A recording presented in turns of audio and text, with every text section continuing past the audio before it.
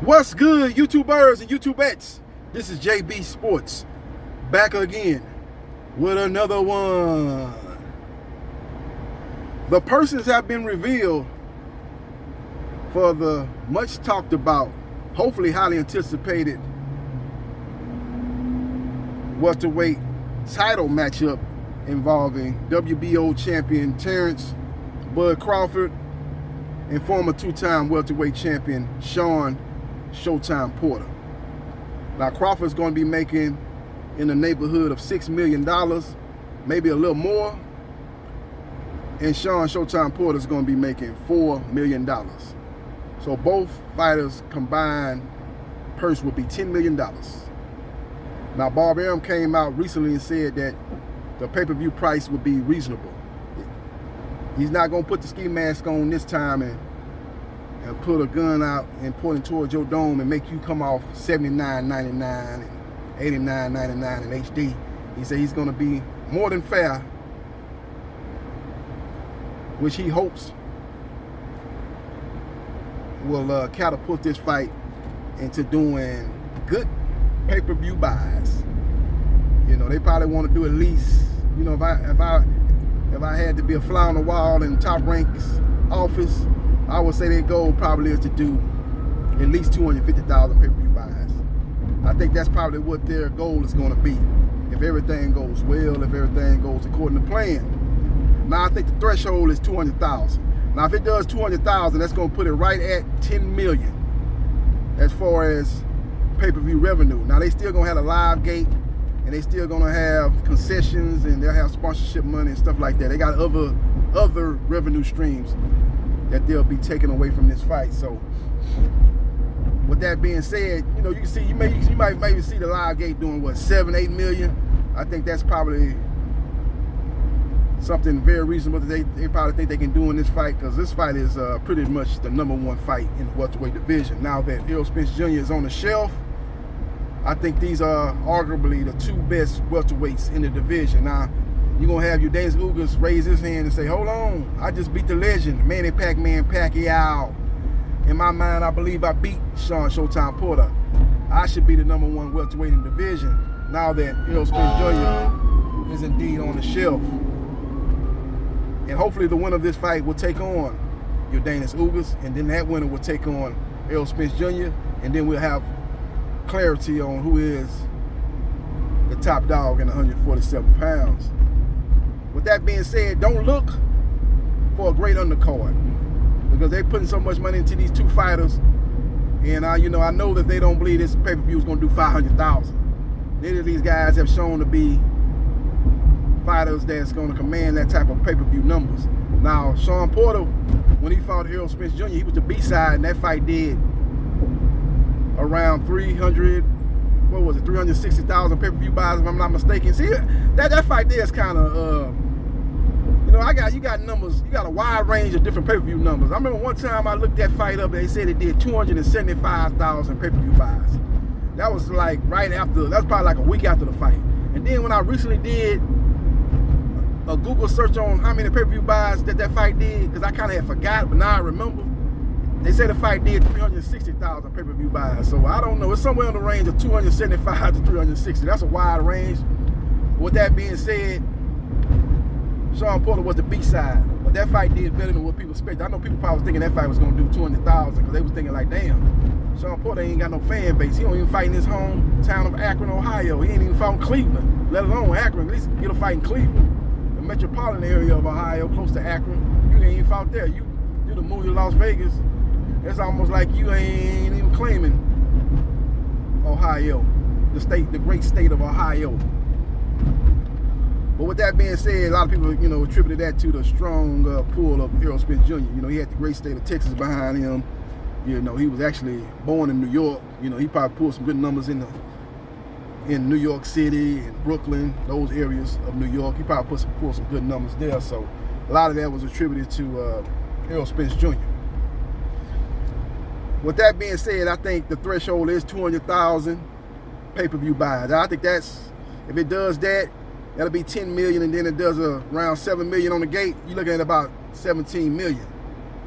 And then when you look at what you got to do is pay the undercard, and the promoter's gonna get their cut. Bob Arum, Al Heyman, gonna get their cut. Top Rank in the PBC gonna get their cut. I can see the fight making money if it does at least 200,000 pay-per-view buys. Anything less than that, you're treading on thin ice as far as any kind of profit from this particular matchup. I think anywhere between 200 and 250,000 pay-per-view buys. If it does 250,000 pay-per-view buys, I think Bob Arum and Al Heyman will be extremely happy. I think they'll do extremely happy. That's $12.5 million. You combine that with the live gate, you're looking at around 20 million, including sponsorship, concessions. You're looking at, in the neighborhood of $20 million. If that's the case, you're paying Sean and Porter their $10 million combined, and you still got to pay the undercard. And like I said earlier, the undercard ain't gonna be about nothing. I'm gonna tell you right now, they're not gonna put too much money in the undercard. Maybe you get Big Baby Anderson on the undercard. You might put him as a co-main event. He'll fight maybe a top 25 heavyweight. That's not gonna cost that much. And then you pretty much round the card off, the pay-per-view version of the card with, a lot of young, top-ranked, up-and-coming prospects. A lot of Latino fighters. So you'll be hoping to draw some of their fans to this fight. And I think that'll be the route that Top Rank Boxing will go. In my opinion, I think it'd probably be more wise, but I know they don't want to put the money up, to fill the card up with a lot of upcoming, black fighters. But how many are up under the stable? You got Terrence Crawford, but you got Shakur Stevenson, Jamil Herring, they headline their own card in Atlanta. So that's two of top-ranked top fighters. So I don't know actually who they can do outside of Big Baby Anderson. I don't know if they're gonna be able to fulfill that card up with the pay-per-view opener, and then you got the second fight, and then you got the co-main, and then you got the main event. I don't think they're gonna be able to do it. But I don't think they have enough top black fighters actually that fight up on the Top Rank. Y'all can correct me if I'm wrong, but I'm just naming a few. You got Big Baby, you got Shakur and Shakur Stevenson and Jamil Herring. They headlining their own card. And Big Baby Anderson, you got Effie Ajaba. He's an African, but he's basically American. And you got him and Big Baby Anderson. That'd be a good fight. That'd be a good co-main, but it's probably a little bit too expensive of a fight for that card. Like I said, I don't think Bob Arum gonna put too much money in the undercard. Bob Arum already said this a long time ago. He basically said people are not coming to watch the undercard fights. So he's known over his past history of promoting fights not to put on top-notch undercards. And so don't look for that to happen in this fight either. So we will see what happens and we will see what transpires, but it's gonna be very, very interesting, man. Very, very interesting in this particular matchup. I want to kind of piggyback on the video I did earlier about will the winner of this fight be considered number one at 147 pounds. Now, when you look at the resume of both fighters, they don't match up with the resume of Errol Spence Jr. at 147, but Errol Spence Jr. is inactive, and by the time he's able to get back in the ring, it'll be well over 2 years, so I don't think you're going to be able to hold that position unconditionally. I don't think you should be able to hold that position unconditionally because he's a recognizable number one fighter at 147 pounds. But he's going to be inactive for a while now. We don't know when he's coming back. People speculating, but they don't know the severity of the detached retina. So he could be back in early 2021, middle of 2020, early 2022, in the middle part of 2022 or late 2022. We don't know that. But either way, it'll still be close to 2 years since he's been back in the ring, even if it's best case scenario, early part of 2022. So I think the winner of Porter Crawford should be the number one fighter at 147 pounds, in my opinion. When you look at the resume of Crawford, he beat Jeff Horn, who was the WBO welterweight champion, who had just defeated Manny Pacquiao in a huge upset. A lot of people didn't think he won that fight, including myself, but he got the victory. It wasn't like it was a robbery. I could have easily seen that fight being a draw, but he was able to get the win, and Crawford fought him in his first fight at 147 and dominated him, washed him, manhandled him. Everybody thought that Crawford might get manhandled fighting a rough, rugged, in big welterweight and Jeff Horn, and it was the complete opposite of what actually happened, as Crawford was the bully in that fight. He bullied Jeff Horn, made him wave that white flag and quit. After that, he fought Benavidez, who didn't have the resume, and who didn't have the resume at 147, but he was undefeated. Big, tall welterweight too. One-legged guy. And a lot of people felt that Terrence Crawford should have got him out of there cooking in the 12th round, but they had a lot of bad blood going into that fight, and I think Crawford kind of went in that fight saying, okay, I want to make sure I control my emotions, because I really want to whoop this boy, because he disrespected me at a press conference promoting another fight as he stepped to Crawford. Crawford basically told him, let's go outside, we can handle it in the streets, fuck the ring. And then he came to Terrence Crawford gym a couple of days before the fight, and basically tried to, I guess he tried to punk Crawford. Came to that boy gym, and Crawford was about to jump out the ring and fight that boy right there outside the ring, man. Crawford was upset, but I think Crawford went into that fight, man. Look, I don't want to, this dude here really trying to test me. I think he want me to get to a slugfest with him, and then give him his opportunity to catch me with a shot, and especially a shot that I don't see, and I'll be reckless and stuff, and catch me with a shot and pull upset. So I think he made sure that he was very calm and his emotions was under control, and he fought a very disciplined fight, and he waited for his opportunity. He slowly but surely broke down Benavidez and stopped him in the 12th round. Now he could have went out there like he did with the Green Machine and probably got him up out of there earlier, but due to the bad blood and the altercation that they had previously, I think he wanted to make sure that he didn't fight reckless and get caught with something that he didn't need to get caught with. So I think that was more to it than people saying, man, how you gonna, what took you so long to beat a one-legged fighter? I think it was more that the reason of that I just stated that was the reason why he didn't get him out of there earlier. But he beat him, Benavidez.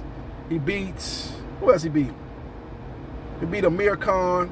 Wasn't the same Amir Khan that fought Marcus Madonna, or the same Amir Khan that fought Zab Judah, or the same Amir Khan that fought Lamont Peterson. I thought he got robbed in that fight. Lamont Peterson won the fight, but Amir Khan should have known better than go fight Lamont Peterson in Washington, D.C., a.k.a. Chocolate City of all places. That was Lamont Peterson's hometown. Not only you fighting the man in his home country, but you fighting this man in his hometown. So you should have known what time it was. But that Amir Khan was not on display when Terrence Crawford fought him. Terrence Crawford was able to win, a fight that was kind of controversial the way it ended. I thought Amir Khan quit. I thought Terrence Crawford was getting to him, and he waved that white flag, but he kind of had an exit door, a side door that he went out of, saying that, hey man, I got hit with some low blows or something. I got hit with some dirty tactics, and he was able to kind of get out of that fight.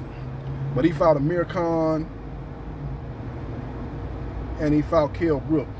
And Kell Brook wasn't the same Kell Brook that beat Sean Porter, or the same Kell Brook that fought Triple G.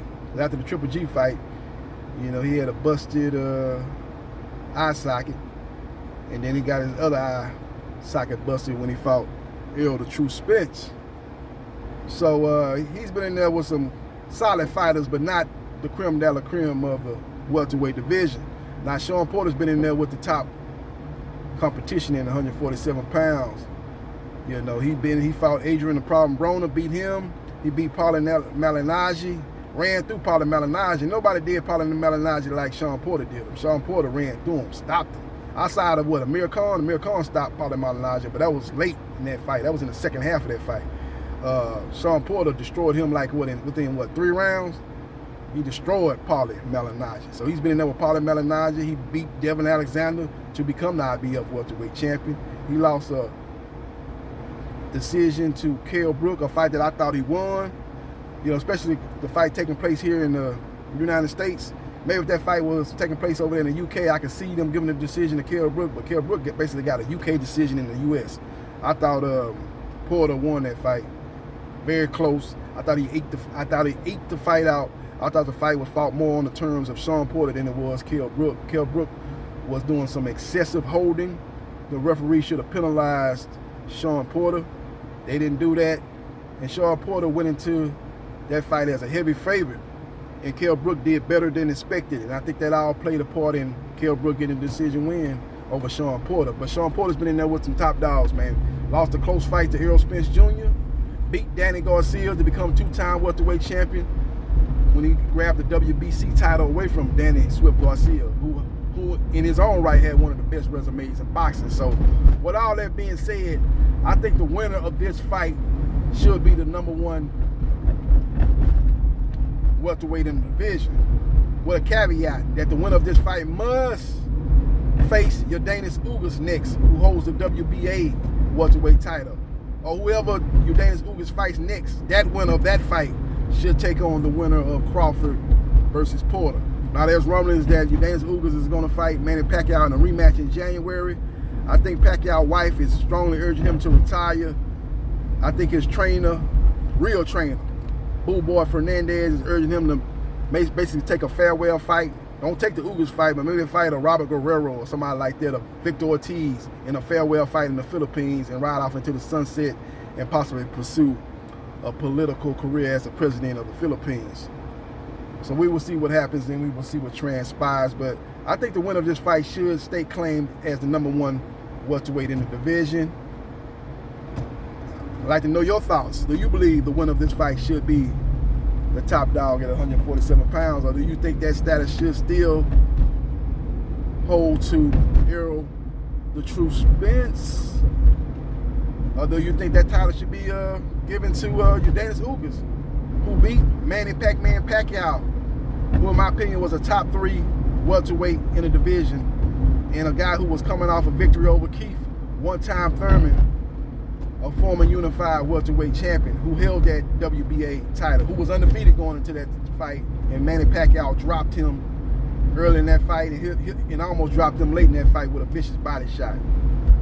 And he could raise his hand and say, hey, I should be the #1 guy at 147 pounds. I think Ugas need another victory over top fighter. If he can get another win over Pacquiao, that'll strengthen his argument. Or if he can't get a Pacquiao rematch, he needs to basically, look at fighting a Virgil Ortiz Jr., maybe fight him. He's coming off 2 quality wins back-to-back over Green Machine and Maurice Hooker. Need to fight guys on that level. Or maybe fight a Keith one-time Thurman. Get a victory over him, then he will have a stronger argument. So we will see what happens and we will see what transpires. Let me know your thoughts and subscribe to JB Sports, the man, the myth, the legend, and I'll holla.